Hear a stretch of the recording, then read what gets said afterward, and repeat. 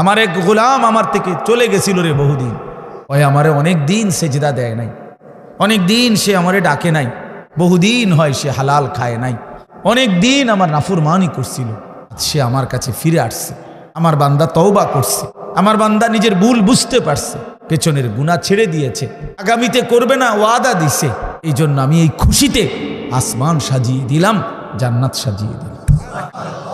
এই জন্য বান্দা যখন আল্লাহর দিকে ফিরে আসে, ঝুঁকে আসে, আল্লাহ তাআলা ভীষণ খুশি হয়, ভীষণ খুশি হয়। ইন আতাইতানি লাইলান আতাইতুকা লাইলান ওয়া ইন আতাইতানি নাহারান আতাইতুকা নাহারান। হাদিসে কুদসি এটা। আল্লাহ বলে, বান্দা তুমি যদি গুনাহ নিয়ে মাগফিরাতের জন্য রাত গভীরে আসো, আমি মাগফিরাত নিয়ে রহমত নিয়ে রাত গভীরেই তোমার কাছে আসবো। ওয়া ইন আতাইতানি নাহারান আতাইতুকা নাহারান। তুমি যদি দিনের আলোতে আসো মাফ চাইতে, আমি মাগফিরাত নিয়ে দিনের আলোতেই আসবো। তুমি আসবে যখন, আমি আসবো ঠিক তখন, ঠিক তখন আমি আসবই তোমার কাছে। আমি আছি বান্দা। ওয়া নাহনু আকরাবু ইলাইহি মিন হাবলিল ওয়ারিদ। আমি তোমার গর্দানের রগ, যেটা ছিঁড়ে গেলে তোমার মৃত্যু, সেই শাহরগ গর্দানের রগ, এর চাইতেও আমি তোমার কাছে। তুমি একটা ডাক দাও, আমার আরশ আজিম নড়ে উঠবে। ফাইজা সাআলাকা ইবাদি আন্নী ফাইন্নী করিব। আল্লাহ বলে, আমার বান্দা যখন আমার কাছে কিছু চায়, আমারে ডাক দেয়, হাত পাতে, তা আমি আল্লাহ একদম কাছে। উজিবু দাওয়াতাদ দাঈ ইজা দাআনি। বান্দা যখনই ডাক দেয়, আমি তখনই তার ডাকে সাড়া দেই, সাড়া দেই। জিন্দেগির সব প্রয়োজন আল্লাহর কাছ থেকেই চাওয়া উচিত। দুর্ভাগ্য এক জাতি আমরা এমন মুসলমান হয়ে গেলাম যারা নিজেদের কোনো প্রয়োজনে আল্লাহর কাছে চাওয়ার অভ্যাস আমাদের নাই। আল্লাহর কাছে চাওয়ার অভ্যাস খুব কম, খুব দোয়া করার মানসিকতাই আপনাদের মধ্যে কম। ওই শুধু ড্রাইভার টোকায়, ড্রাইভার মানে হুজুর, হুজুর কেবল হুজুর টোয়া, হুজুর দিয়া দোয়া করানো, হুজুর দিয়া। আরে ভাই, হুজুর দিয়ে দোয়া করানো নিষেধ না, হুজুর দোয়া করবে ঠিক আছে, কিন্তু নিজের আহাজারি, নিজের চোখের পানি, নিজের কান্না, নিজের আরজি নিজেই আল্লাহর কাছে পেশ করা উচিত। বান্দার কাকুতি মিনতি আল্লাহর খুব পছন্দ, আল্লাহর খুব পছন্দ, আল্লাহ তাআলার খুব পছন্দ। হাদিসে আছে বুখারীতে, ফাওয়াল্লাহি লা ইয়ামাল্লাল্লাহু হাত্তা তামাল্লু। নবীজি বলছেন, আল্লাহর কসম উম্মত, তোমরা চাইতে চাইতে আল্লাহর কাছে ক্লান্ত হয়ে যাবে, কিন্তু রব্বে করিম দিতে দিতে একবারও ক্লান্ত হবেন না। লা ইয়ামাল্লাল্লাহ, তিনি ক্লান্ত হবেন না। তুমি চাও বান্দা, বারবার বলো, বারবার বলো, বারবার বলো। এজন্য বাপ নিজেদের সব প্রয়োজন আল্লাহর কাছে বলবেন। রাসূলুল্লাহ সাল্লাল্লাহু আলাইহি সাল্লাম বলছেন, হাত্তা শিরাকানা আলাই, তোমার জুতার স্যান্ডেলের যে ফিতা, স্যান্ডেলের ফিতাটাও যদি ছিঁড়ে যায়, তাহলে সেটাও তুমি আল্লাহর কাছে বলো। স্যান্ডেলের ফিতাটা ছিঁড়ে গেল, আল্লাহকে জানাও, মাওলা আমার একটা ছোট্ট মুসিবত হয়ে গেছে, আমার ফিতাটা স্যান্ডেলের ছিঁড়ে গেছে। এরে ভাইয়া, এইখানে এটা বুঝবেন না, বাংলাদেশের মাটি তো স্বাভাবিক, এই সময় স্যান্ডেলের ফিতা ছিঁড়ে গেলে তেমন অসুবিধা নেই, কিন্তু আরাফাতের ময়দানে স্যান্ডেলের ফিতাটা ছিঁড়ে গেলে তাইলে টের পাওয়া যাবে স্যান্ডেল কারে কয় আর ফিতা কারে। বুঝেন নাই?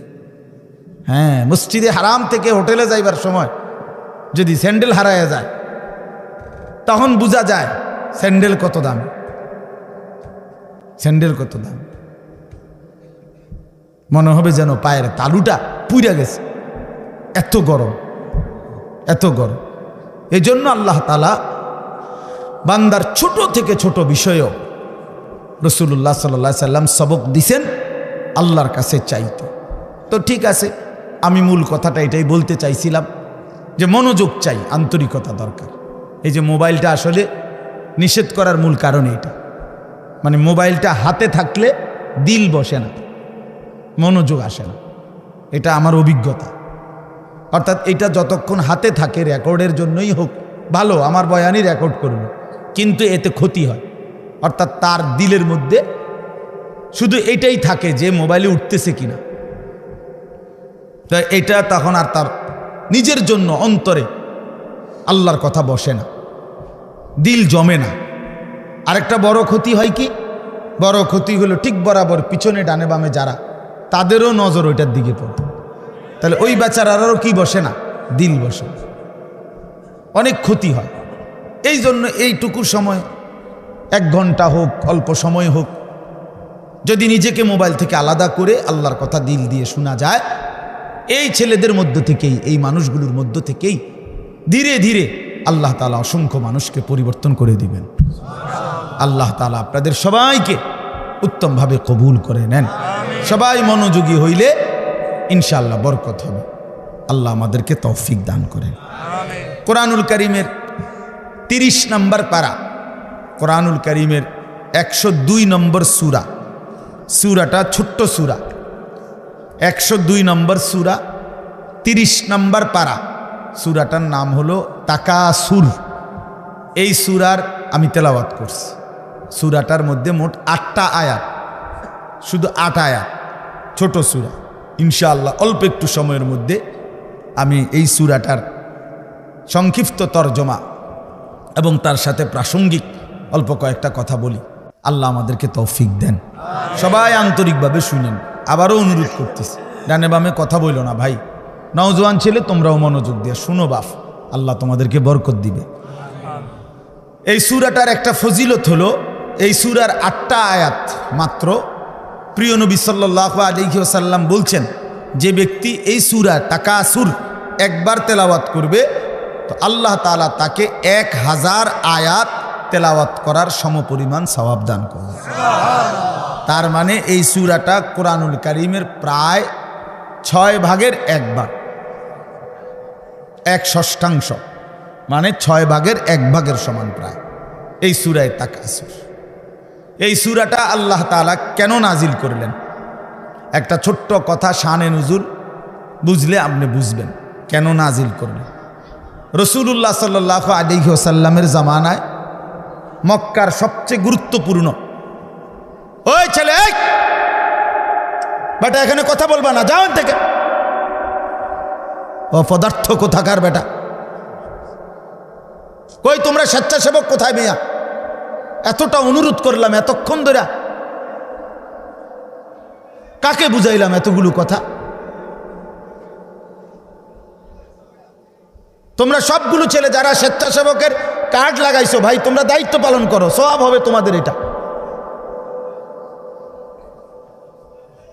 জি বাবা শুনেন, আপনারা মনোযোগ দেন।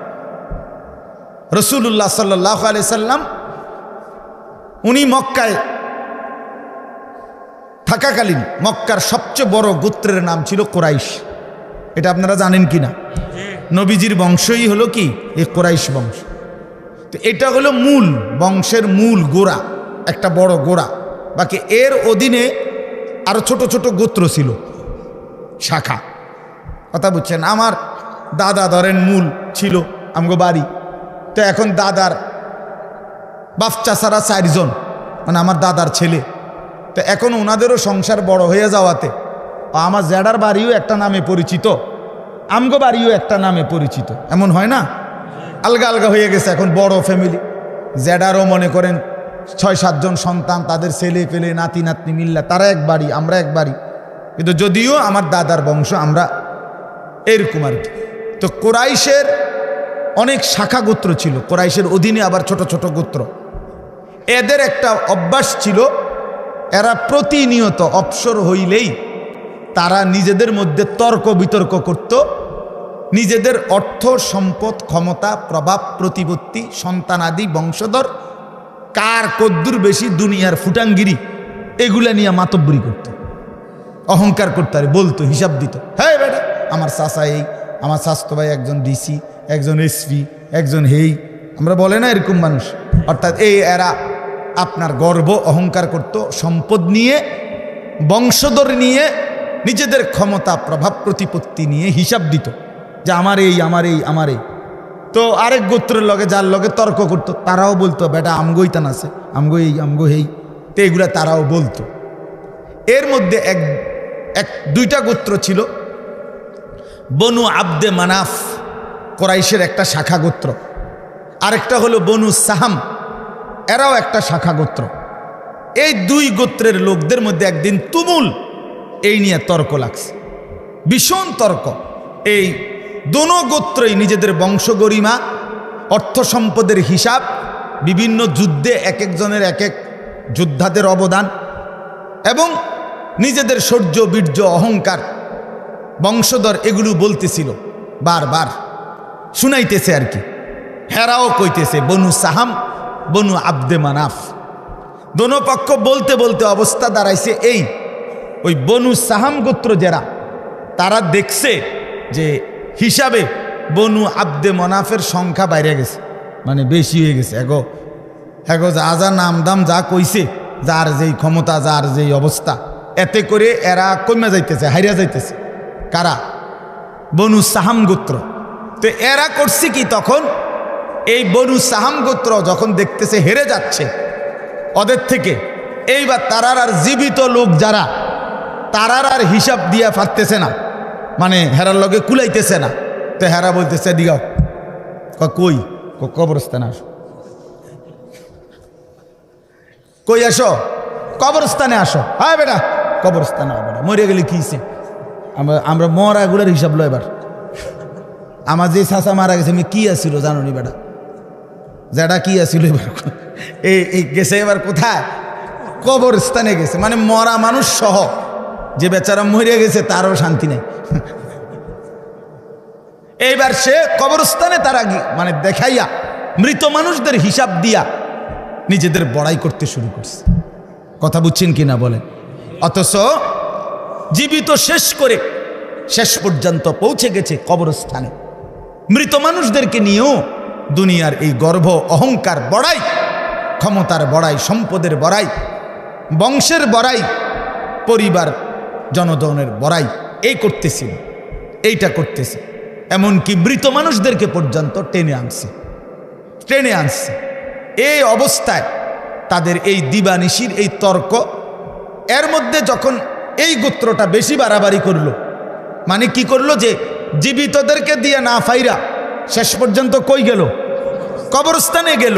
তখন তারা এই প্রেক্ষাপটে আল্লাহ পাক রব্বুল আলামিন তাদের এই আলোচনা যে হায় মানুষ, তোমরা দুনিয়ার জন্য দুনিয়াতে ডুবে গিয়ে দুনিয়ার অর্থ, বিত্ত, সন্তান, পরিবারের অহংকার করতে করতে শেষ পর্যন্ত কবরে পৌঁছাও হিসাব দিতে শুরু করলা দুনিয়া, অথচ আখেরাতকে ভুলে গেলা, নিজেদের কবর ভুলে গেলা, তাদের কবরে কি হচ্ছে তাও ভুলে গেলা, আখেরাত আর পরকালকে ভুলে গেলা। বান্দা, এটা কি করছো তোমরা? কি করছো? এভাবে বুঝি সবাই তোমরা দুনিয়ার মধ্যেই ডুবে গেলা, আখেরাতকে ভুলে গেলা। কি করতেছো তোমরা? এটা কি কোনো কাজ হইল? এটা কি কোনো কথা হইল বান্দা? এই আল্লাহ তাআলা তখন এই অবস্থার প্রেক্ষাপটে কোরআনুল কারীমের এই সূরাটি আল্লাহ তাআলা নাজিল করেছেন। সূরাটির নাম কি? তাকাসুর। বলেন তো সবাই। 102 নম্বর সূরা। কত নম্বর? 30 নম্বর পারা, 102 নম্বর সূরা। শুনলে ভালো বাপ, আপনি যদি আগের থেকে সিদ্ধান্ত নেন আপনি বুঝতেন না, তো আপনি জীবনেও বুঝতেন না। আর যদি আপনার দিলে থাকে আল্লাহর কথা আমার জন্য বুঝার জন্য, আল্লাহর কসম, আপনি যদি একেবারে গণ্ডমূর্খ হন, টিপসই দেন, নামও লিখতে পারেন না, আল্লাহর কসম কোরআন আপনার জন্য সহজ। প্রিয় ভাই, তোমরা যারা স্কুলে পড়ো, কলেজে পড়ো, বন্ধু আমার, তোমাদের যতগুলো বই পড়ছো তার চাইতেও কোরআন সহজ। কোরআন সহজ। কোরআনুল কারীম তোমার বাংলা, অঙ্ক, ইংরেজি, পদার্থ, জীববিজ্ঞান বইয়ের চাইতেও সহজ। বুঝার জন্য আল্লাহ তাআলা সহজ করে দিয়েছে। ওয়ালাকাদ ইয়াসসারনাল কুরআনা লিযিকর ফাহাল মিন মুদ্দাকির। আল্লাহ তাআলা বলে, বান্দা শুনো, আমি অবশ্যই কোরআনকে বুঝার জন্য, শেখার জন্য, পড়ার জন্য, তেলাওয়াতের জন্য, তাফসীরের জন্য, ব্যাখ্যার জন্য, এমনকি আমল করার জন্য আমি আল্লাহ কোরআনুল কারীমকে সহজ করে দিয়েছি। ফাহাল মিন মুদ্দাকির, কে আছো উপদেশ গ্রহণকারী, আমার কোরআন থেকে কিছু নিবা। আল্লাহ ডাক, ওহ মালিক যেন ফেরিওয়ালা, কুদরতিভাবে আল্লাহ যেন ডাক দিচ্ছে, বান্দা এই আমি এক কোরআন নাজিল করেছি, 23 বছরে আমার বন্ধুর কাছে তোমাদের জন্য সব কিছু বলে দিয়েছি, একদম সহজও করে দিয়েছি। কে আছো তোমরা এখান থেকে উপদেশ নিবা? কে আছো তোমরা এখান থেকে জিন্দিগি গঠন করবা? কে আছো এখান থেকে জীবনের পুঁজি নিবা? কে আছো এখান থেকে দুনিয়ার কর্তব্য বুঝে নিবা, আখিরাতের দায়িত্ব বুঝে নিবা? আল্লাহ যেন ডাকতেছে, ফাহাল মিন মুদ্দাকির, কে আছো তোমরা, কে আছো? আসো। কোরআনুল কারীমে বন্ধু, ইয়া আইয়ুহাল্লাযীনা আমানু, হে ঈমানদারগণ, হে ঈমানদারগণ, হে মুমিনগণ, আল্লাহর কসম বাফ 89 বার, 8, 9, 89, মোট 89 বার আল্লাহ তাআলা আমাদেরকে ডাক দিয়েছেন, হে মুমিনগণ, হে মুমিনগণ, হে ঈমানদার। আচ্ছা, একটা বার ইনসাফের সাথে যুবক ভাই তুমি ভাবো, আর কতবার ডাকলে তোমার মালিক তুমি নামাজ পড়তা? 89 বার তোমার মালিক তোমারে ডাকছে, আর কতবার বললে তুমি সেজদা দিতা? আয় আফসোস। 80 বারের চাইতে বেশি বার আল্লাহ তাআলা বলছে, আকিমুসসালাহ, আকিমুসসালাহ, আকিমুসসালাহ, নামাজ পড়ো, নামাজ পড়ো, নামাজ পড়ো, নামাজ পড়ো, নামাজ পড়ো, নামাজ পড়ো। আর কতবার বললে বন্ধু নামাজ পড়তেন? আপনারা যারা নামাজ পড়েন, নামাজ বয়সী অনেক লোক, যে মা নামাজ পড়ে না, যে বোন নামাজ পড়ে না, যে যুবক ছেলে, কিশোর ছেলে, তুমি মুসলমানের ঘরে জন্ম নিয়ে নামাজ পড়ো না, তোমার আল্লাহ তোমার কাছে জানতে চাচ্ছে। কোরআন শরীফের একটা স্পষ্ট আয়াত আছে, একটা আশ্চর্য কথা শোনো ভাইয়া। কোরআন শরীফে 29 নম্বর পারায় একটা সূরা আছে, সূরায়ে মুরসালাত। এই সূরাটার নাম কোরআনুল কারীমের, আমি বলতেছি পরে দেখলে কারো মন চাইলে, 77 নম্বর সূরা, কোরআনুল কারীমের 77 নম্বর সূরা। এই সূরাটার নাম হলো মুরসালাত। এই একটি সূরার মধ্যে 50টা আয়াত, ওই সূরাটা, এই 50টা আয়াতের মধ্যে আল্লাহ তাআলা 10 বার, মানে 10টি আয়াত 10 বার একটা কথা বলছে, বারবার একই কথা 10 বার বলছে এক সূরাতে। কয়বার? কি? ওয়াইলুন ইয়াউমাইদিল লিল মুকাদ্দিবিন, ওয়াইলুন ইয়াউমাইদিল লিল মুকাদ্দিবিন, হে আমার মিথ্যাবাদী নাফরমান বান্দা, শোনো, সেদিন হাসরের ময়দানে তোমাদের জন্য জাহান্নাম। এই কথাইটা 10 বার বলছে এক সূরাতে। ওয়াইলুন ইয়াউমা, এই অপদার্থ, এই বেটা ফালতু বেটা, তুমি বেটা বাহিরে গিয়া ভিডিও করো বেটা, ফালতু ছেলে বেটা, যা বেটা। এমন 2-1 শ্রোতা না হলে কি হয়েছে বেটা? কেউরে ছেড়ে দেওয়া যাবে না, সাফ কথা মিয়া। মুসলমানের এই সন্তান আমাদের সন্তান, এরা আমাদের ছেলে। 16 বছর, 14 বছর, 18 বছরের বাপ, মুসলমানের বাচ্চা লাগাম ছাড়া এক জিন্দিগি যাপন করতেছে। মা, বাবা, অভিভাবক, এলাকার মানুষ, কারো কোনো তত্ত্বাবধান বলতে কিচ্ছু নাই। একটা মোবাইল আর ছেলেটা নিজে জন্তু জানোয়ারের মতো জিন্দিগি কাটাইতেছে। নিজের মতো খায়, নিজের মতো চুল রাখে, নিজের মতো জামা পরে, সারা রাত উলঙ্গ ছবি দেখে, অনলাইনে লাখ লাখ টাকা জুয়া খেলে, মেয়ের পিছনে ঘুরে উলঙ্গ দৃশ্য দেখে। এটা জানোয়ারের জিন্দিগি ছাড়া অন্য কোনো জীবন হতে পারে না বেটা। এটা মানুষের বাচ্চার জীবন নয়, এটা মুসলমানের সন্তানের জীবন নয় বেটা। মুসলমান এত পাগল না, মুসলমান এত ছাগল না। আজকে আমি জুমার নামাজে যাইতেছি, আমার এলাকার বাজার, গরু বাজার, আমি নিজ চোখে দেখছি, আল্লাহর কসম, আমার নিজ চোখে দেখছি ছাগল বাজারের মধ্যে যে ছাগলটি উঠছে, ওমা 3-4টা মানুষরূপী ছাগল আইটা ছাগলটির ভিডিও করতে আছে। ওইটা কি ছাগল? তোরে কি কামড়াইছে? তোরে কোন শয়তানে কামড়াইছে তোরে? তুই ছাগল উড়াস কীর্তি বলে? একের কসম আল্লাহ, আমি নিজ চোখে দেখছি। আপনি বলেন না, ইনসাফের কথা বলো ভাই, তোমরা বলো ভাই, এটা কি? এই গরু বাজারের ছাগল, এগুলো তুমি এক ছাগল না? তুমি এগুলো কেন উঠাচ্ছ? এতটুকু এহসাস, এতটুকু বিবেক তো থাকবে যে আমি কি করছি, আমি কি করছি। সারাটা দিন সারাটা দিন, এটা কি জীবন মিয়া? সারাটা দিন মোবাইল, সারাটা দিন নারী, ছবি, নাচ, গান, উলঙ্গ দৃশ্য, সারাটা রাত জিনা ব্যভিচারের দৃশ্য। হায় রে মুসলমানের বাচ্চা, হায় রে বাপ, কে তোরে আল্লাহ চিনাইবে? বাপ, কে তোরে মালিক চিনাইবে? 365 দিনে খোদার একটা বছরে তুমি কোনো দিন ফজরের নামাজ পড়ো না বন্ধু। কেউ কি নাই তোমার যে তোমারে মনে করাই দিবে যে তোমার একজন আল্লাহ আছে, কবর আছে, আখিরাত আছে? আহা, মা কোথায়, বাবা কোথায়? কেউ তার প্রতি কোনো মায়া নাই। ছেলেটা নষ্ট হয়ে যাইতেছে, চরিত্রহীন হয়ে যাইতেছে, চোখের সামনে একটা সুন্দর জীবন শেষ হয়ে যাচ্ছে, কারো কোনো আফসোস নেই। আফসোস, নারী দেখতে দেখতে, ছবি দেখতে দেখতে, বন্ধুদের আড্ডা দিতে দিতে ছেলেটা শেষ হয়ে যেতেছে। আমরা বুঝি না বাপ? তোমগো চেহারা দেখলেই তো বোঝা যায়, চুল দেখলেই তো বোঝা যায়, তোমাদের সুরত দেখলেই তো বোঝা যায় কয়জন নামাজ পড়ো আর কয়জন পড়ো না। বোঝা যায় না বাপ? বেনামাজি দেখলেই তো চেনা যায় বন্ধু, বেহায়া দেখলেই তো চেনা যায়, দুশ্চরিত্র দেখলেই তো চেনা যায়, অসভ্যরে দেখলেই তো চেনা যায়, নির্লজ্জ বেহায়াকে দেখলেই চেনা যায়। আহা, বহুতই আফসোস, আপনারা জানেন না এটা। বয়স্ক বাবাদেরকে বলছি, আজ মুসলমানের মা বাপ সবাই ব্যস্ততা হলো খাট পালং, সোফা, ফার্নিচার, ইট বালু, সিমেন্ট, টাইলস, এই নিয়ে ব্যস্ত।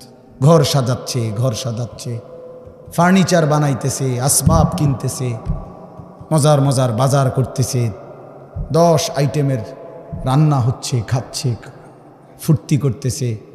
বাকি টাইম কেউ, বয়স্ক চাচারা চা দোকানে টেলিভিশন, মা বোনরা ঘরের মধ্যে টেলিভিশন, আর মুসলমানের সন্তান প্রত্যেকে একটা একটা মোবাইল নিয়ে অবসর কাটাইতেছে। খালাস, এরই নাম মুসলমান?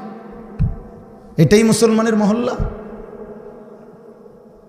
এটাই আমাদের জিন্দিগি? এখানেই শেষ আমরা? তো বলতেছিলাম, আল্লাহ তাআলা বলছে, বান্দা ফাবিআইয়ি হাদিসিন বাদাহু ইউমিনুন। এই কথাটা বলতেছিলাম যে এই সূরা মুরসালাতের মধ্যে আল্লাহ তাআলা 10 বার বলছে ওয়াইলুন ইয়াউমাইদিল লিল মুকাদ্দিবিন, তোমরা যারা মিথ্যাবাদী, নাফরমান, পাপী, শোনো, তোমাদের জন্য সেদিন জাহান্নাম।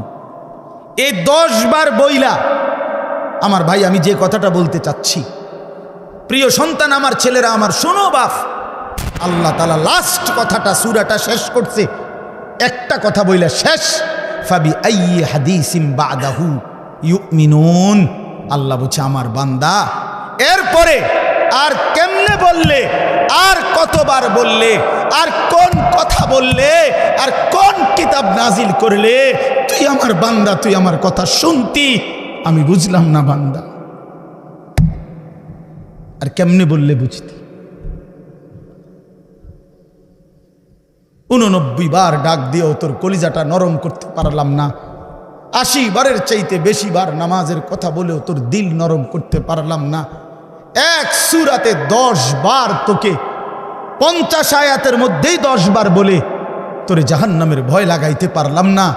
ফাবিআইয়ি হাদিসিন বাদাহু ইউমিনুন, এরপরে আর কি বললে বান্দা, আর কেমনে বললে, এই কিতাবের চাইতে আর কোন কিতাব নাজিল করলে তুই আমার কথা মানতি বান্দা? বল না বান্দা, বলো। ছেলের একটা ছেলে বলো বাপ, একজন ছেলে বলো, দোস্ত, তোমার মালিক আর কতবার বললে তুমি নামাজ পড়তা? এই কোরআনের চাইতে দামি আর কোন কিতাব নাজিল করলে তুমি নামাজ পড়তা? এর চাইতে উত্তম এত কতবার বললে?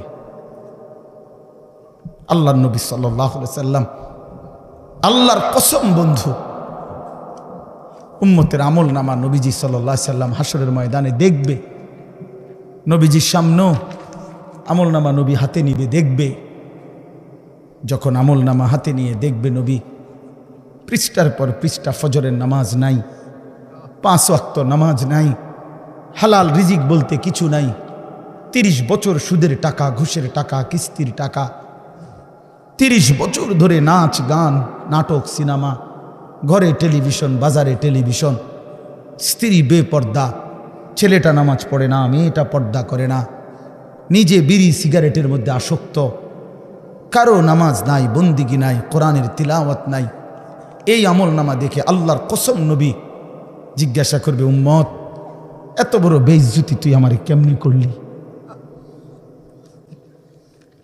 উম্মত আমার সামনে এটা তুই কি দিলি? তুমি কি জানো উম্মত, আমি 23টা বছর টানা তোর জন্য কেঁদেছিলাম উম্মত।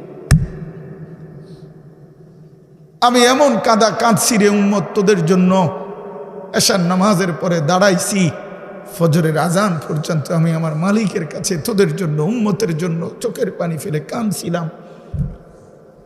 আমার এত চোখের পানি তোর দিল গলাইতে পারলো না। আমি তায়েফের পাথরের আঘাতে আমার পিঠটা চালনির মতো ছিদ্র ছিদ্র হয়ে গেছে রক্তে। আমি বুকে পেটে 2টা পাথর বাঁধছি ক্ষুধার কষ্টে। আমি উহুদের দান শহীদ করা রক্তে উহুদের ময়দানে পড়েছিলাম বেহুশ হয়ে। আমার ঘরের চুলায় 3 মাস রান্নার জন্য কোনোদিন চুলায় আগুন জ্বলে নাই। আমার এত চোখের পানি, এত রক্ত, এত ক্ষুধার কষ্ট, কিছুই তোর মন গলাইতে পারলো না, তোরে সেজদা দিতে পারলো না। এটা আমার সামনে কি আনলা? আমি এই আমল নামা নিয়ে আল্লাহর সামনে কেমনে দাঁড়াবো? আমি কেমনে বলবো আমার মালিকের কাছে আমি কি সুপারিশ করব? আমি কেমনে বলবো রব্বুল আলামিন এটা আমার শ্রেষ্ঠ নবীর, শ্রেষ্ঠ উম্মতের আমল নামা? বল ভাই আমার, তুমিই বলো, তুমিই বলো।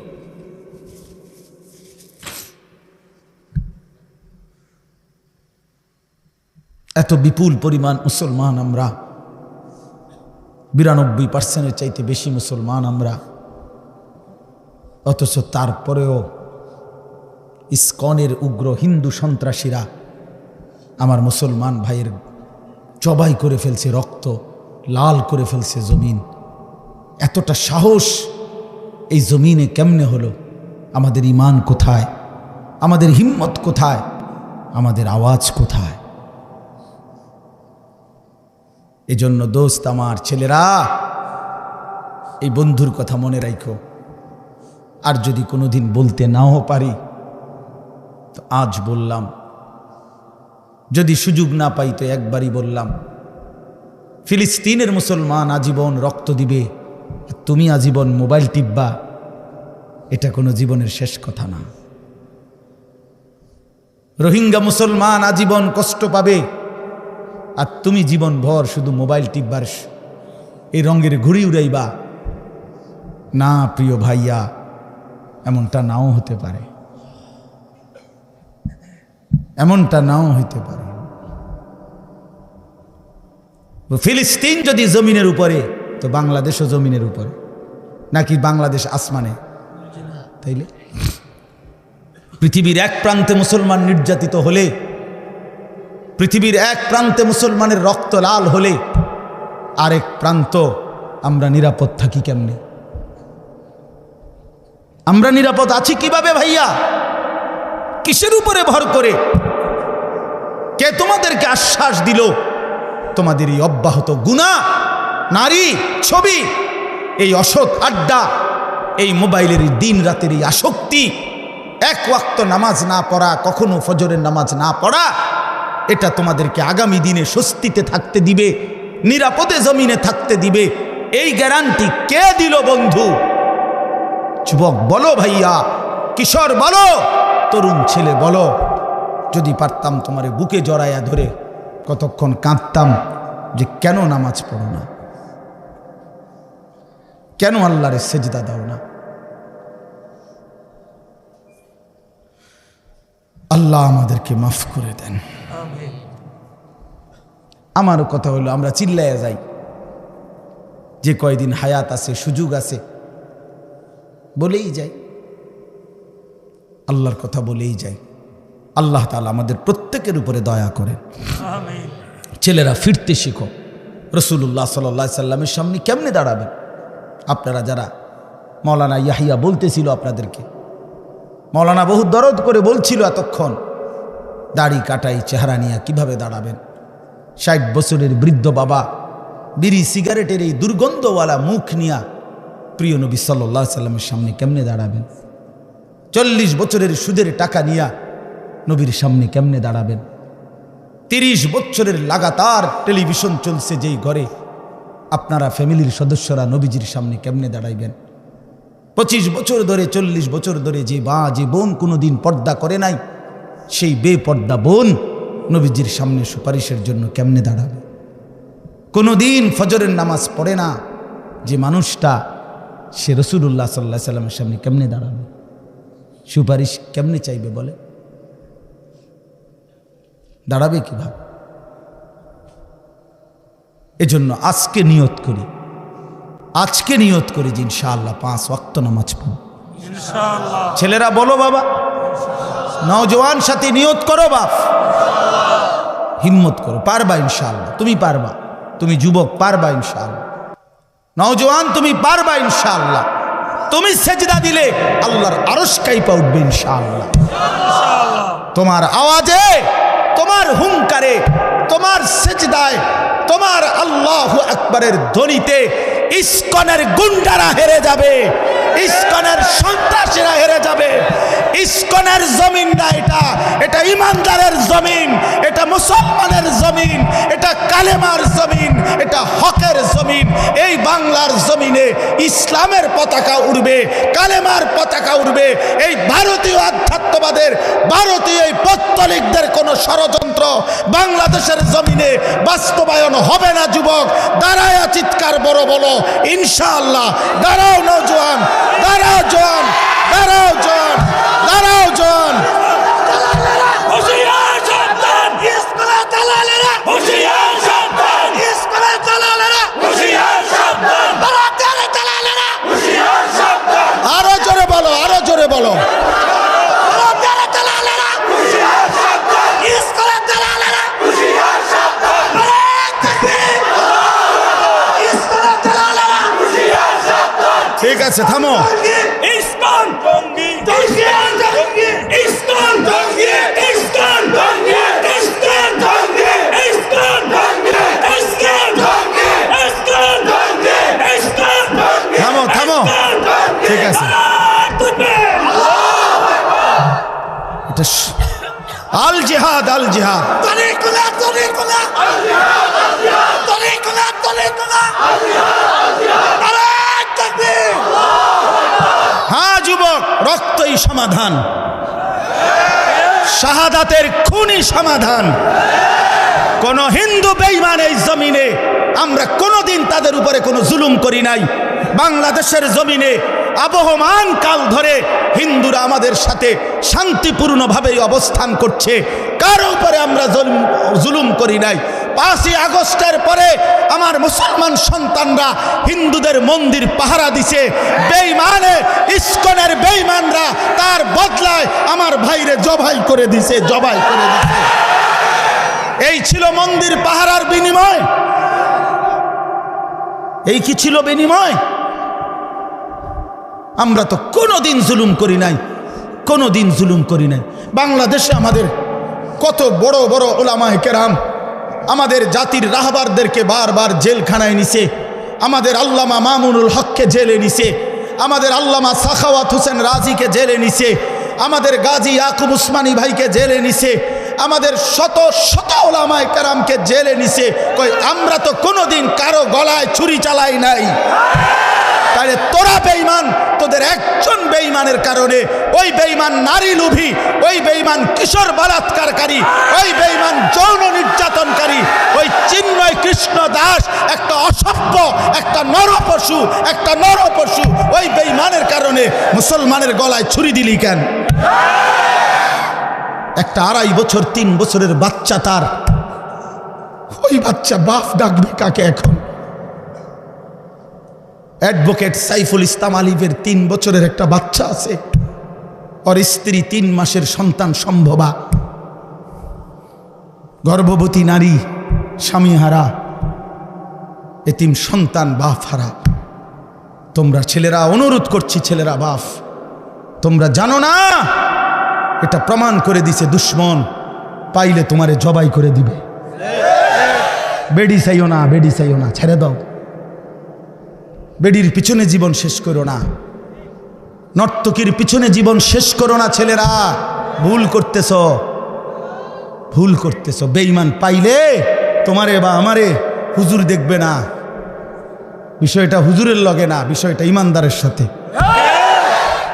কি ইমানদারের সাথে কিনা বলেন? তুমি যত রঙেই সাজো, তোমার চুল ড্রেস আপ যাই বানাও, তোমার আইডেন্টি কার্ড তুমি ছিঁড়ে ফেলবা কেমনে? তুমি যে মুসলমান, তোমার এনআইডি তুমি ছাড়বা কেমনে? তোমার ভোটার আইডি কার্ড তুমি বাদ দিবা কেমনে? তোমার জন্ম নিবন্ধন তুমি বাদ দিবা কেমনে? তোমার পাসপোর্টে তোমার ঠিকানা বাদ দিবা কেমনে?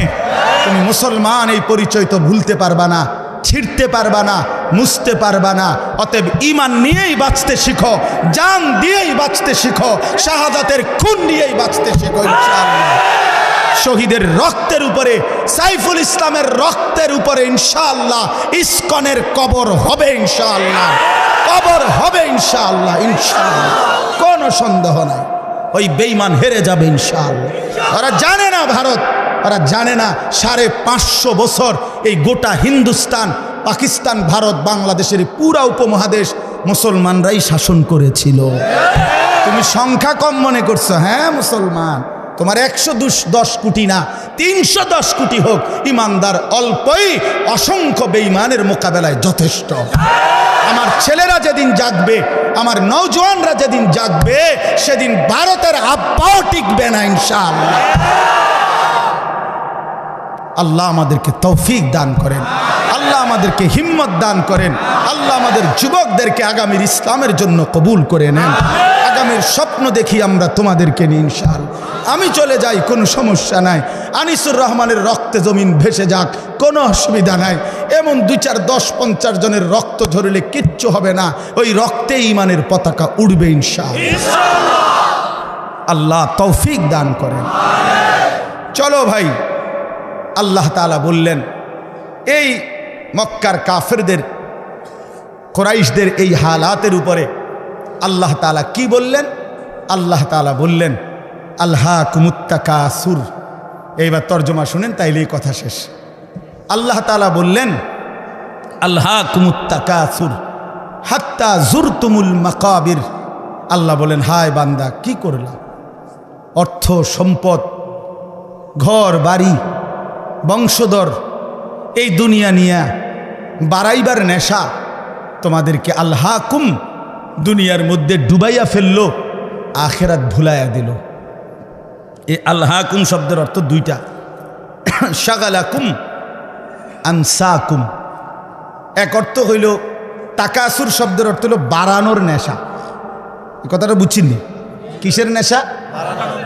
সম্পদ বাড়ানো, ক্ষমতা বাড়ানো, বংশধর বাড়ানো, নেতাগিরি ফেতাগিরি, এগুলোর মানে দুনিয়া বাড়ানোর নেশা তোমাদেরকে আলহাকুম আই শাগালাকুম ব্যস্ত করে ফেলছে ফিল দুনিয়া, দুনিয়ার ব্যাপারে। আর কি করছে? আনসাকুম আল আখেরা, আর তোমাদেরকে আখেরাত ভুলাই দিছে। এরই মধ্যে হাত্তা জুরতুমুল মাকাবির, একদিন তোমরা কবরেই পৌঁছে গেলা। কোথায় পৌঁছে গেলা? এই কি সুন্দর কথা। আল্লাহ বলছে আলহাকুমুত তাকাসুর।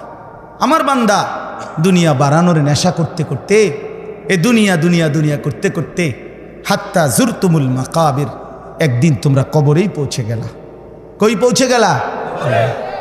এই মানুষ বলে না, আরে কও কি, কালকেও তো তার লগে চা খাইছি, হে মারা গেছে, ইন্নারিল্লাহ, এরকম বলে কিনা মানুষ? আরে আরে কও কি, এই যে গত সোমবারে একসাথে গেলাম আমরা মুরাদনগর থেকে কোম্পানিগঞ্জে, সে মারা গেছে।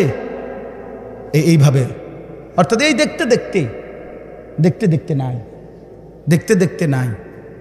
দেখতে দেখতে নাই। আল্লাহ বলেন একদিন এই দুনিয়া দুনিয়া করে করে অর্থ বিত্ত, টাকা পয়সা, ঘর বাড়ি, দালান, দেখবা দোতলার ছাদের কাম বাকি, 3 তলার আস্তর বাকি, খাট এখনো দোকানে বেটা এখনো দেয় নাই, হ্যাঁ সোফা বানানি শেষ হয় নাই, বিল্ডিংয়ের ইট গাঁথা শেষ হয় নাই, এখনো সবগুলো টার্গেট পূরণ হয় নাই। এরই মধ্যে দেখবে একদিন হাত্তা জুরতুমুল মাকাবির, পৌঁছে গেছো কবরে, পৌঁছে গেছো কবরে। তো আল্লাহ তাআলা বলেন, তোমরা দুনিয়ায় ডুবে গেলা, আখিরাত ভুলে গেলা, তোমাদের বাড়ানোর নেশা, সম্পদ, প্রাচুর্য তোমাদেরকে অস্থির করে ফেললো।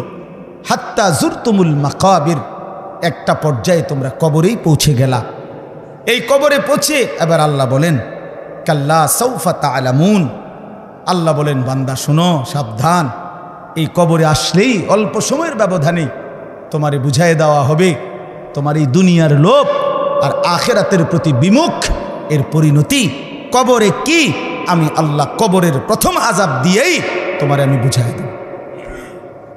সুম্মা কাল্লা সাউফা তা'লামুন, অতঃপর আবার পুনরায় হাসরের ময়দানে নিয়ে জাহান্নামের আযাব দিয়ে দ্বিতীয়বার আবার বুঝাবো আমার নাফরমানের শাস্তি আর পরিণতিটা কি।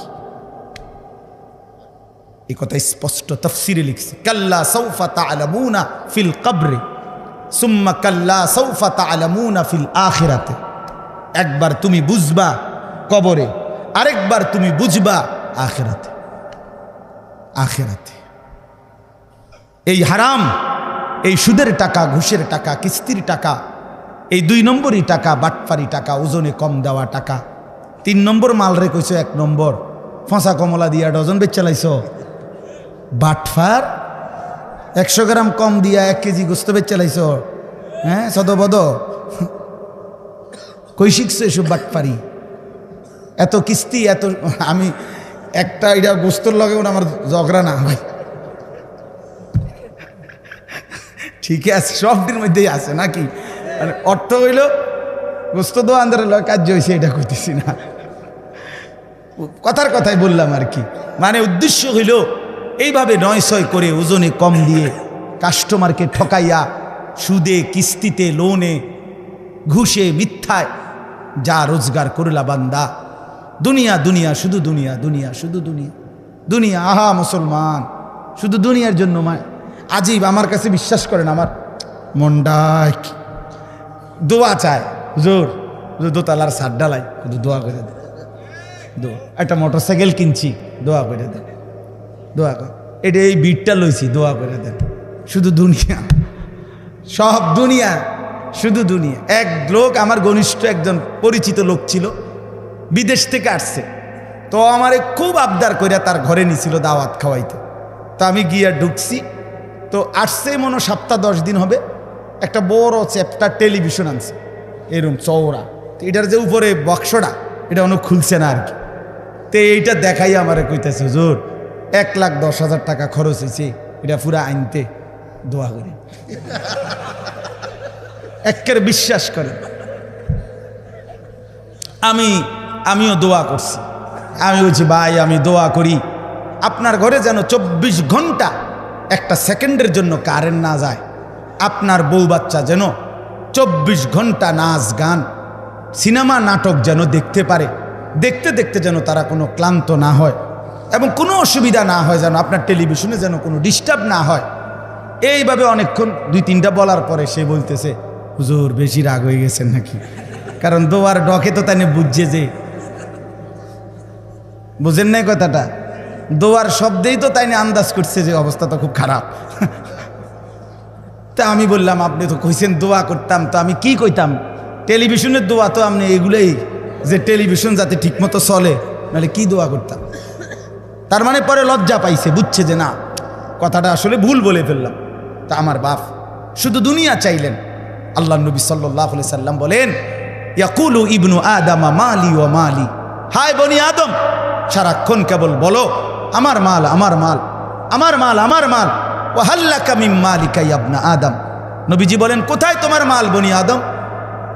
রাসূলুল্লাহর হাদিস, এই বেটা মাল কই তোমার? এই বাড়ি তো সাথে নিয়ে যাও, এই 10 শতক জায়গা তোমার, সাথে নিয়ে যাও, এই সোফাইগুলো তোমার, এগুলো সাথে করে নিয়ে যাও কবরে। তোমার তোমার না বললা? ওয়া হাল্লাকা ইয়া ইবনা আদম মিন মালিক, কই তোমার মাল কোথায় বান্দা? হে বনি আদম, কই তোমার মাল? রাসূলুল্লাহর হাদিস এটা। এরপরে নবী বলেন, শুনো, তোমার মাল কেবল 3টা। কোন মানুষের মাল কয়টা? এক নাম্বার মা আকালতা ফাআফনাইতা, যেটা তুমি সরাসরি খাইছো এটা তোমার, তোমার পেটে যেটা গেছে।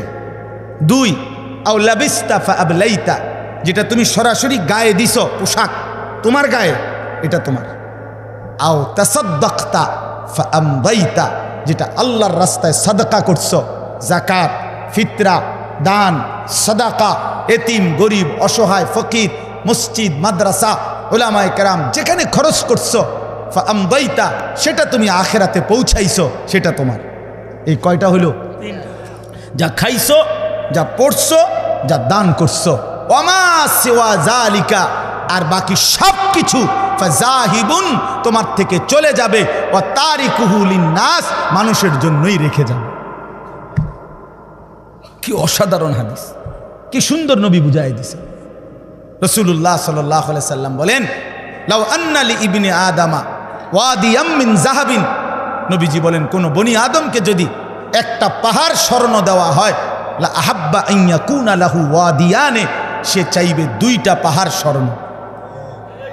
ওয়ালান ইয়ামলা আফাহু ইল্লা তুরাব, এরপরে নবীজি বলেন শোনো, তার মুখ ভরবে না, নাফরমানের দুনিয়া লুভির মুখ ভরবে না, পেট ভরবে না, ইল্লা তুরাব, কবরের মাটি দেওয়া পর্যন্ত। তার মুখে যখন কবরের মাটি পুরাবে, তখন তার পেট ভরবে, মুখ ভরবে। ওয়ালান ইয়ামলা আফাহু, তার মুখ ভরবে না, ইল্লা তুরাব। এজন্য বাপ আল্লাহ তাআলা বললেন, আল্লাহাকুমুত তাকাসুর হাত্তা যুরতুমুল মাকাবির, দুনিয়ার লোভ, দুনিয়ার লোভ, আখিরাত থেকে ভুলে যাওয়া, এটা তোমাদেরকে দুনিয়া ব্যস্ত করে দিল, আখিরাত ভুলে দিল। একদিন তোমরা কবরস্থানে পৌঁছে জানতে পারবা তোমাদের এই নাফরমানির পরিণতি কি, আবার হাসরের ময়দানে জানতে পারবা। আমার ভাই, এজন্য কবরের আযাব বড় বেশি ভয়ানক, বড় বেশি ভয়ানক। আল্লাহর নবী সাল্লাল্লাহু আলাইহি সাল্লাম বলেন, 3টা প্রশ্নের জবাব যে কবরে দিতে পারবে না, নবীজি বলেন আল্লাহ তাআলার পক্ষ থেকে বলা হবে, ফাআফরিশুহু মিনান নার ওয়ালবাসুহু মিনান নার ওয়াফতাহু লাহু বাবান ইলান নার। এই ফেরেশতারা, নাফরমানের কবরে জাহান্নামের বিছানা বিছিয়ে দাও, জাহান্নামের পোশাক পরিয়ে দাও, জাহান্নাম বরাবর দরজা খুলে দাও। এই হলো 1, ফেরেশতারা এটা করবে।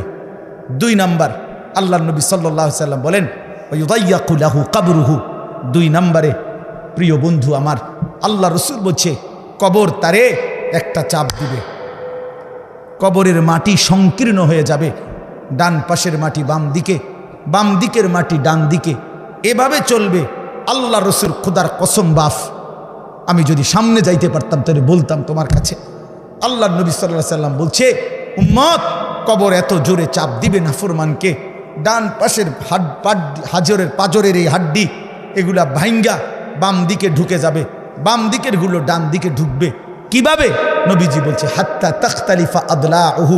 আমাদের উস্তাদ আমগরে মাদ্রাসায় পড়াইবার সময় বুঝাইছিলেন যে নবী বলছেন এইভাবে 2 আঙ্গুল, এগুলো যেমন একটা আরেকটার মধ্যে ঢুকে যায়, আল্লাহর কসম পাজরের হাড্ডি এ পাশের গুলো এই পাশে এইভাবে ঢুকে যায়।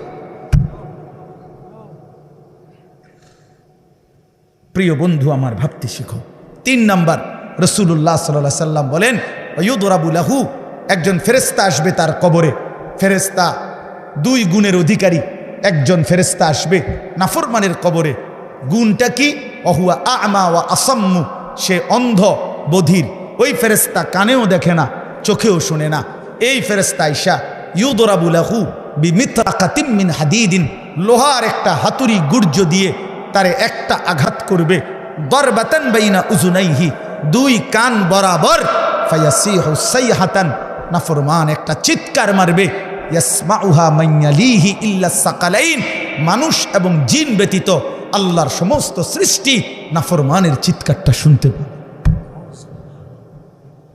ইলা ইয়াউমিল কিয়ামা, এভাবে কিয়ামত পর্যন্ত,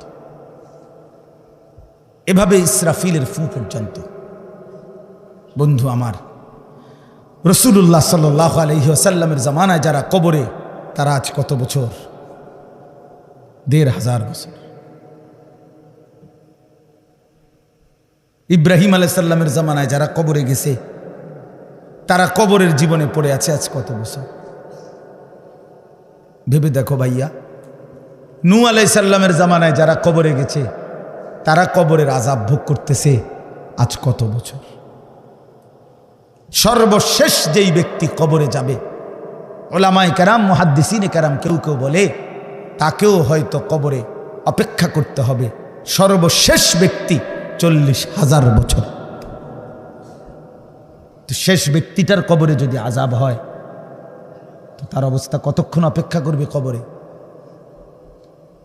কাল্লা সাউফা তা'লামুন সুম্মা কাল্লা সাউফা তা'লামুন। এবার শেষ কথা হলো কাল্লা লাউ তা'লামুনা ইলমাল ইয়াকিন লাতারাবুন্নাল জাহিম সুম্মা লাতারাবুন্নাহা আইনাল ইয়াকিন। আল্লাহ তাআলা বড় গুরুত্বপূর্ণ এবার বলছে, বান্দা শোনো, এই কথা শেষ করে দিচ্ছি আরেকটু 5টা মিনিট। আল্লাহ তাআলা বলে, বান্দা আজকে কোরআনের মাধ্যমে, আমার রসুলের হাদিসের মাধ্যমে, ওলামায়ে কেরামের এই নসিহতের মাধ্যমে যদি আখেরাত, কবর, হাসর, মিজান, ফুলসেরাতের ব্যাপারে তোমার ইয়াকিন হয়ে যেত, বিশ্বাস হইতো, তাহলে ভালো হইতো। লাউ তা'লামুনা ইলমাল ইয়াকিন, আহাবান্দা যদি আজকে তুমি নিশ্চিত বিশ্বাস করতা কত না ভালো হতো। কি ভালো হইতো? তাইলে এখন তো তুমি নামাজ পড়তে পারতা, হালাল খাইতে পারতা, হারাম থেকে বাঁচতে পারতা। কিন্তু যদি পাত্তা না দাও, গুরুত্ব না দাও, তো মনে রেখো লাতারাবুন্নাল জাহিম, অল্প সময় পরে একদিন হাসরের ময়দানে তুমি তোমার নিজ চোখে জাহান্নামকে দেখবা। কি দেখবা বলেন না? সুম্মা লাতারাবুন্নাহা আইনাল ইয়াকিন, সেদিন 2 চোখে দেখে নিশ্চিত হবা যে জাহান্নাম কতটা ভয়ানক। আর মনে পড়বে দুনিয়ার জিন্দেগির কথা। ওয়াজিআ ইয়াউমা ইদিন বিজাহান্নাম, আল্লাহ বলে হাসরের ময়দানে জাহান্নামকে ফেরেশতারা টেনে আনবে, আর মানুষগুলো তাকাইয়া জাহান্নামের আযাবের এক নজর দেখেই ইয়াউমা ইদিন ইয়াতাযাক্কারুল ইনসান, দুনিয়ার পুরা জীবনের কথাটা তার মনে পড়বে। ওয়া আন্না লাহু যিকরা, কিন্তু মনে পড়ে সেদিন আল্লাহ বলে, এই বান্দা মনে পড়ে কি লাভ হবে? বুঝবা তো নিশ্চিত, আজ বুঝলে ভালো হইতো, কিন্তু সেদিন হাসরের ময়দানে জাহান্নামকে দেখে তুমি আইনুল ইয়াকিন সুম্মা লাতারাবুন্নাহা আইনাল ইয়াকিন, তোমার চোখে দেখা জ্ঞান হইতো। আপনাদেরকে বুঝাই, এই যে এটা যে গ্লাস আপনারা সবাই দেখতেছেন, কথা বলেন না কেন? এই যে গ্লাসটা আপনারা দেখতেছেন, কি দেখতেছেন? সবাই নিশ্চিত তো? কেমনে এত নিশ্চিত হলেন? এই যে চোখে দেখতেছি, আপনি কইলে হবো নাকি হুজুর গ্লাস আন্তাজি? আমরা কি বেকুব নি? কথা বুঝেন নাই? তাহলে এটা কি নিশ্চিত তো?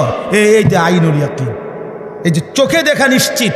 তাহলে আমি এটারে 1 কোটি বার গ্লাস কইলেও তো হইতো না। এটা কি টিস্যু বক্স?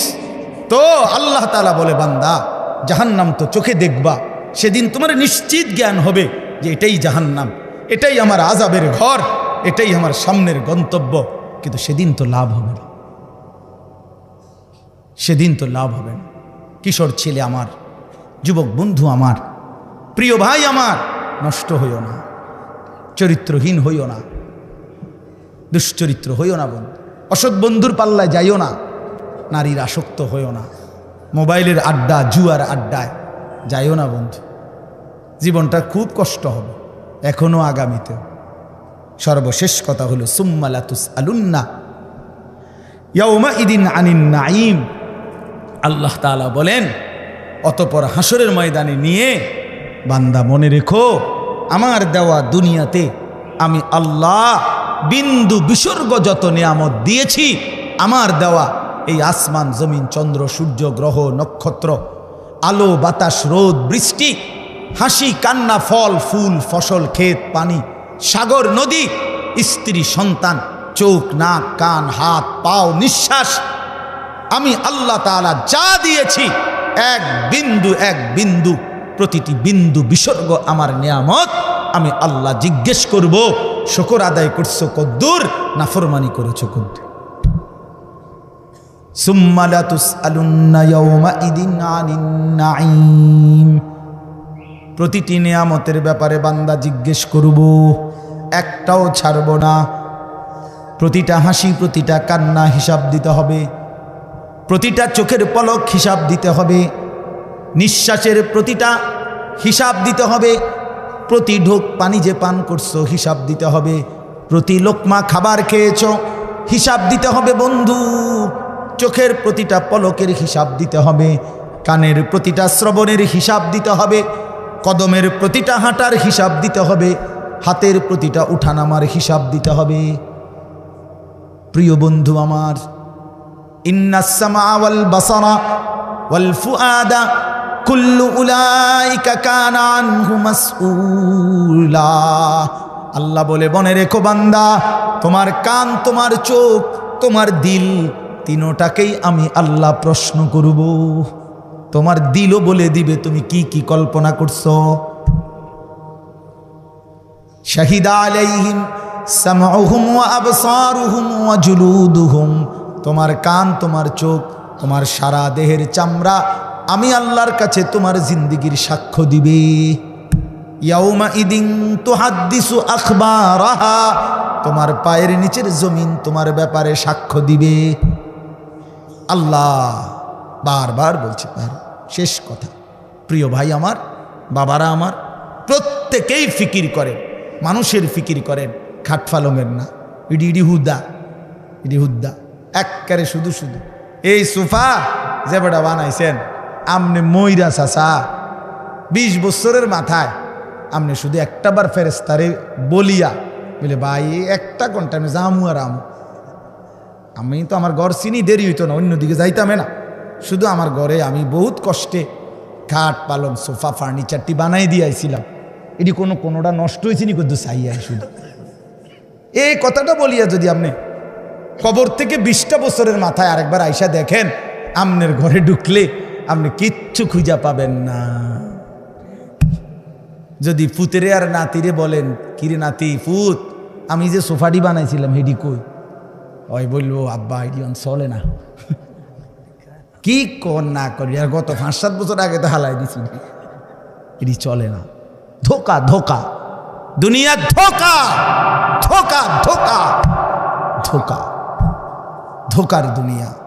এজন্য মাঝবয়সী বাবা আপনাদেরকে বলি, খাট পালং আর সোফা, ক্ষেত ফসল আর জমি, ইট বালু আর সিমেন্ট, এর হিসাব না দিয়া স্ত্রী সন্তানের হিসাব দেন। ছেলেটা নামাজি কিনা, মেয়েটা পর্দানসীন কিনা, স্ত্রী পর্দানসীন কিনা, ছেলের বউ পর্দা করে কিনা, মেয়ের জামাই আপনার হালাল খায় কিনা, ছেলের রোজগার হালাল কিনা, ঘরে টেলিভিশন বন্ধ কিনা, সকলে আল্লাহর কোরআন পড়ে কিনা, সবাই ফজরের নামাজ পড়ে কিনা। বেড়া হইলে এই মাইক দিয়া এনে এনে খারাইয়া কোন কোন হ্যাঁ আপনি বলেন ভিডিও হইবে, এখন রেকর্ডিং হইব, কোন আসেন। আমার আব্বা মৃত্যুর সময় আমরা 5 ভাই 3 বোন, আর আমাদের ছেলে মেয়ে মিল্লা 25 জন। আলহামদুলিল্লাহ, আল্লাহকে সাক্ষী রেখা বলি, এই 24-25 জন ছেলে মেয়ে নাতি নাতনি মিলে আমার আব্বা লম্বা করে বিছানো ঘরে ছিল। আব্বার চারদিকে আমরা জীবিত, তখনও শেষ অবস্থা আব্বার, আল্লাহর কোরআন পড়তেছিলাম, ছোট বাচ্চাগুলো পর্যন্ত। এই অবস্থায় আমার বাবার দুনিয়া থেকে বিদায় নিছেন। আমি আমার মারে বলছিলাম, মা আপনি কাঁদেন না মা, একটু পরে বাফেরে কবরে যদি ফেরেশতা প্রশ্ন করে, মান রব্বুক, তোমার রবকে, তো আমার বাপ বলবে, ফেরেশতা রবের কোরআন পড়ার জন্য 25 জনকে জমিনের উপরে রাইখা আসছি, রব চিনব না কেন রে বেটা? রব চিনব না কেন? রব চিনব না কেন? আল্লাহ চিনব না কেন?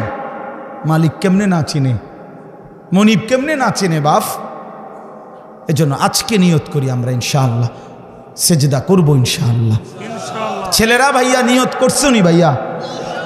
তোমরা ভাইয়া নষ্ট হইও না ভাইয়া, লাগবে তোমরা আগামী দিনের জন্য, ইসলামে আগামীর সময়টা যে কোনো তোমার সামনে কিংবা এরপরের জেনারেশনের সামনে, সারা পৃথিবী জুড়ে আগামীর যুদ্ধ হক আর বাতিলের যুদ্ধ, আগামীর যুদ্ধ ইসলাম আর কুফরের যুদ্ধ, আগামীর যুদ্ধ মাহাদি আর দাজ্জালের মোকাবেলার যুদ্ধ। অতএব দয়া করে নষ্ট হইও না, নষ্ট হইও না, নষ্ট হইও না।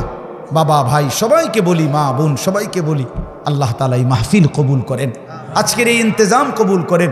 নওজোয়ান ছেলেরা তোমার ঘরে অনেক ধমক দিছি বাপ, তারপরেও দোয়া কইরো, আমিও তোমাদের জন্য দোয়া করি। আল্লাহ তাআলা প্রতিটা ছেলেকে ইমানদার নেককার বানায় দেন। এরকম নতুন নতুন ইসলামিক ভিডিও পেতে আমাদের চ্যানেলটি সাবস্ক্রাইব করে আমাদের পাশে থাকুন। ধন্যবাদ।